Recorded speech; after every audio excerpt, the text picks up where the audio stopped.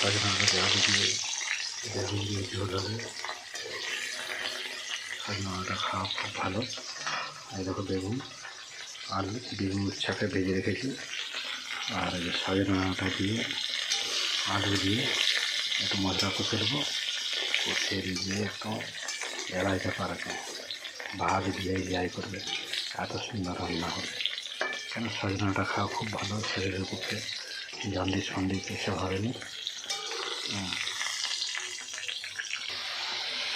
জিরা গুঁড়া ধনিয়া গুঁড়া হলুদ লঙ্কা দিয়ে দিয়েছি, দিয়ে মশলাটা করে দিচ্ছি একদম তো করে রান্না একদম আঙুল চেটে খেতে হবে এবারে।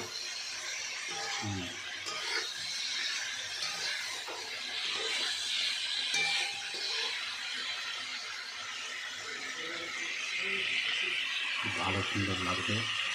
দেখো প্রায় লাইক আর শেয়ার করে ভালো। তারপরে মুখ